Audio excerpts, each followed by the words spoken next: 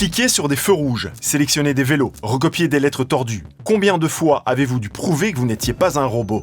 Et combien de fois avez-vous échoué ? Non pas parce que vous ne reconnaissiez pas un passage pour piéton, mais parce que l'image était floue, la lettre illisible, le test absurde. Prouvez qu'on existe.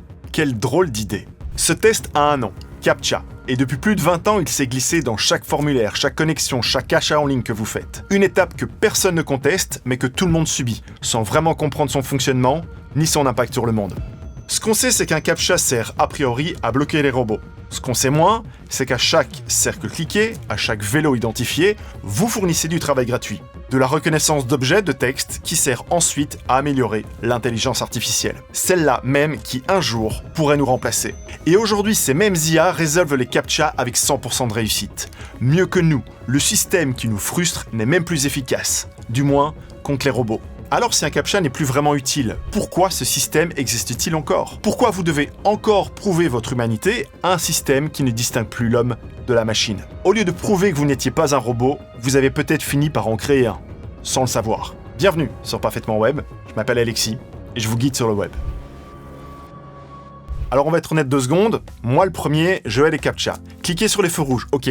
Le feu, juste les 3 couleurs ou tout le poteau compris. Sélectionnez les vélos, ça veut dire les vélos en premier plan, aussi le vélo qu'on voit sur le petit bateau qui circule en fond de l'image. Il n'y a jamais vraiment rien de clair. Et à chaque fois, c'est le même doute. Et à chaque fois, cette même frustration quand le test échoue. Donc maintenant qu'on est d'accord là-dessus, on va voir ce qui se passe derrière. Ce que vous devez savoir, c'est que 51% du trafic mondial sur Internet est réalisé par des robots. C'est-à-dire que sur Internet, il y a plus de robots que d'humains. Ces robots, ce sont des logiciels qui exécutent des tâches répétitives à grande vitesse. Et il en existe de 2 familles. Les bons, qui sont indispensables, ce sont par exemple des outils comme les moteurs de recherche, comme Google, qui vont parcourir Internet pour indexer les résultats. On en a besoin, sans eux, on ne trouverait rien sur Internet. Et puis il y a les mauvais. Eux, c'est vraiment un danger. Ils sont utilisés pour voler des données, comme les prix, les articles, les images d'un site pour les copier ou les revendre. On appelle ça du scrapping. Ils peuvent aussi créer des faux comptes et poster des faux commentaires et des publicités non désirées, le spam, ou alors attaquer des sites pour récupérer des mots de passe et les rendre accessibles avec des attaques DDoS. Ces robots malveillants, il a donc fallu trouver un moyen pour les bloquer. Et c'est Yahoo qui, dans les années 2000, demande à un développeur qui est appelé Louis Van Ahn de trouver une solution contre ces robots qui créent des milliers de faux comptes par jour pour envoyer du spam via leur plateforme. Alors si son nom ne vous dit rien, retenez-le tout de même, parce que quelques années plus tard, ce même Louis Van Ahn va créer Duolingo. Et c'est pas un hasard, mais on va y revenir. Van Ahn invente donc le CAPTCHA dans sa version originale, celui des lettres déformées que vous deviez simplement recopier. Il mesurait votre capacité à lire et déchiffrer quelque chose que les machines de l'époque ne savaient pas encore décoder. Au passage, il y a un mythe qu'on doit enlever tout de suite ici. C'est pas la vitesse de frappe qui détermine si on passe ou réussit ce test.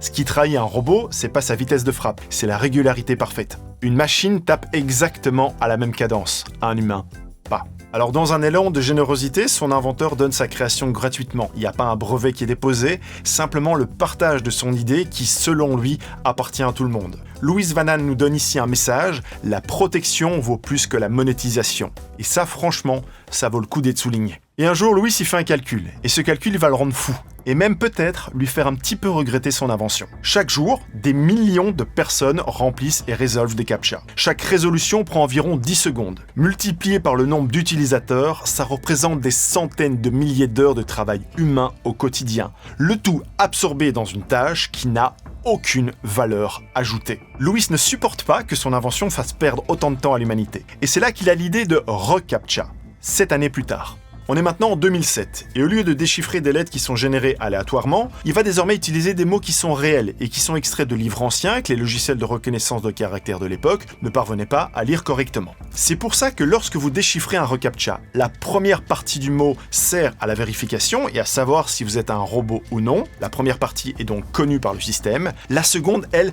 ne l'est pas. C'est juste que si un nombre important de personnes indique qu'il s'agit d'un CHAT, statistiquement, le mot, eh bien, c'est chat. À chaque résolution d'un reCAPTCHA, vous aidez, sans le savoir, à transcrire une page d'un livre ou d'un manuscrit. Et c'est comme ça que le système reCAPTCHA a contribué à la numérisation d'environ 2 millions de livres par an et également permis de numériser plus de 13 millions d'archives issues du New York Times de 1851 à nos jours. Et d'une certaine manière, cette idée, elle est brillante. C'est un système qui permet à la fois de sécuriser Internet et d'utiliser la main-d'œuvre gratuite à un but collectif, celui de l'archivage électronique. Beau projet, vous allez me dire. Oui, sauf que très vite, deux problèmes ont émergé. Le premier problème vient d'une industrie parallèle qui vient perturber l'efficacité du système, les fermes à CAPTCHA.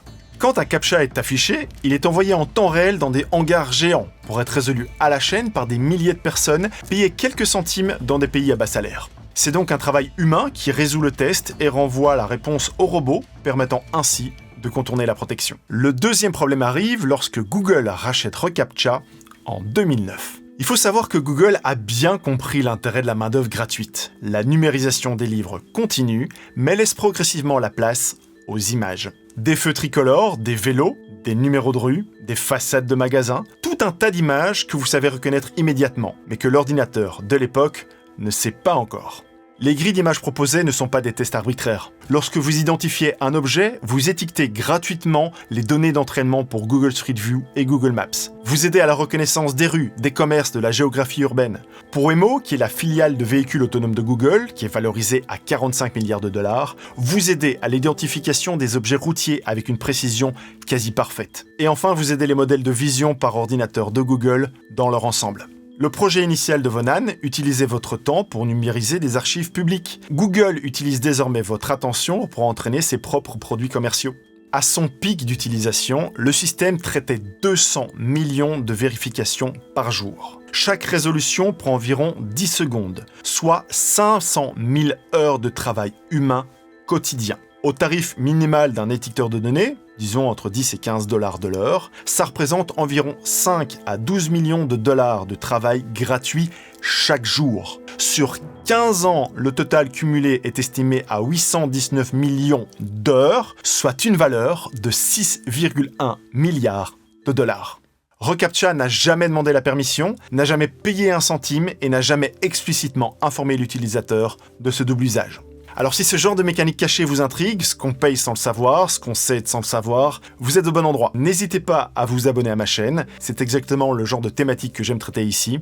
Allez-y, abonnez-vous.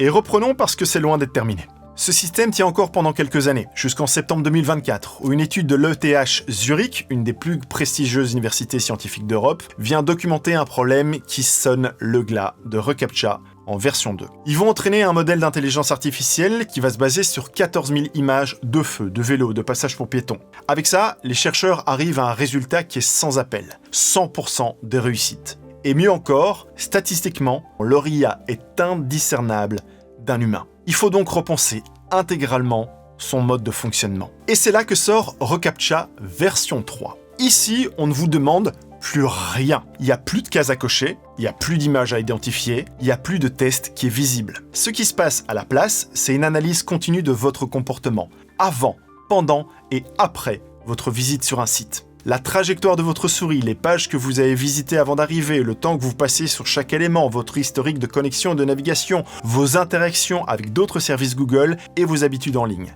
Tout ça définit un score invisible que le système de CAPTCHA va analyser. Et s'il a un doute, il vous bloque. Et au passage, oubliez l'astuce des petits cercles à faire avec votre souris avant de cliquer sur « Je ne suis pas un robot ».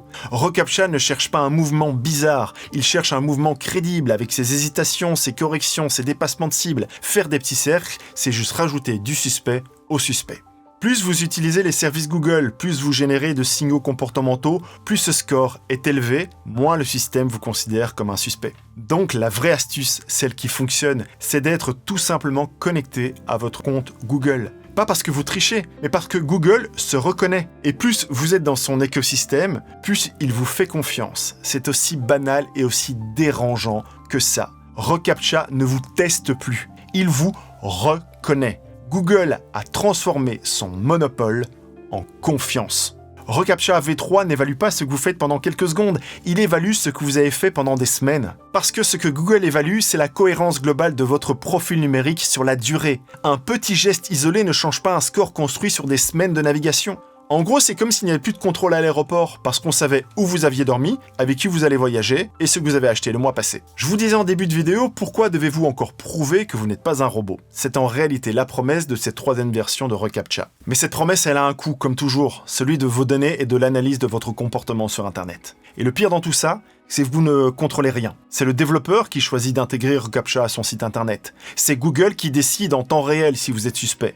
Vous êtes juste un paramètre dans un calcul que vous ne voyez même pas. La seule variable que vous contrôlez réellement, c'est la quantité de données que vous acceptez de transmettre. Plus vous êtes ouvert et transparent, plus vous naviguez sans protection, plus le système vous connaît, donc il vous laisse passer. C'est un deal silencieux qui devient confortable si vous lui faites confiance et inconfortable si vous vous demandez ce qui devient des données qu'on collecte. Sauf qu'il y a encore un autre problème. Ce système, pour fonctionner, il a besoin que vous naviguiez sur Internet. Beaucoup. Tout le temps. C'est sa matière première, votre attention, votre navigation, vos clics. Beaucoup de ces sites internet vivent des publicités que vous voyez en les visitant. Sauf que depuis que les intelligences artificielles répondent directement à vos questions, vous n'avez plus besoin de visiter ces sites internet. Les machines les lisent à votre place, sans voir une seule publicité, ni vous la transmettre au passage. Alors, Tailwind CSS, c'est un outil qui est massivement utilisé par les développeurs du monde entier. Cette société a dû licencier 70% de ses équipes pour cette raison.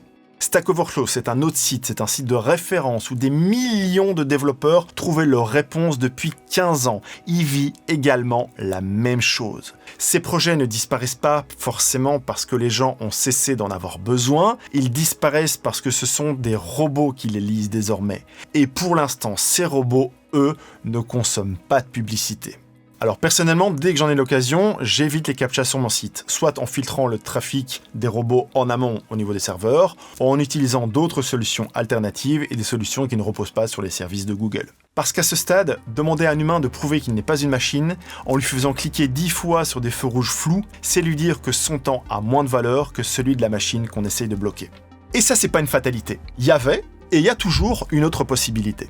Vous vous souvenez de Louis Van Ahn, l'inventeur du CAPTCHA, l'homme qui voulait protéger le temps de l'humanité. Et il n'est pas resté très longtemps chez Google. 2 ans après le rachat, il part et ils font Duolingo en 2011. Alors à première vue, rien à voir. Duolingo, c'est une application pour apprendre les langues. Sauf qu'en réalité, c'est exactement le même système que reCAPTCHA. Faire travailler des millions d'humains sur des micro-tâches. Sauf que cette fois, Van Ahn va changer la règle du jeu. En 2013, il va signer un accord avec BuzzFeed et la CNN, et chaque phrase que vous traduisiez dans Duolingo servait en parallèle à traduire des articles pour ces médias. Vous appreniez une langue, eux obtenaient une traduction qu'ils revendaient environ 4 centimes le mot. Le contrat était donc clair, le temps de chacun est respecté. Et c'est exactement ce qui a manqué à reCAPTCHA. Pas l'idée. L'idée, elle était brillante. Le contrat. Oui, mais voilà, ce contrat ne va durer qu'une seule année. Et en 2025, Van Ahn lui-même annonce le grand pivot. Duolingo va utiliser l'intelligence artificielle pour remplacer ses traducteurs et ses créateurs de contenu. L'homme qui avait inventé un système pour bloquer les robots a fini par les embaucher. Pendant plus de 20 ans, on a voulu bloquer les robots. Aujourd'hui, avec l'intelligence artificielle, on va devoir les accueillir. Mais la vraie question n'est pas là. Elle n'est pas technique, elle est éthique. Qui paye le travail invisible que ces systèmes exploient?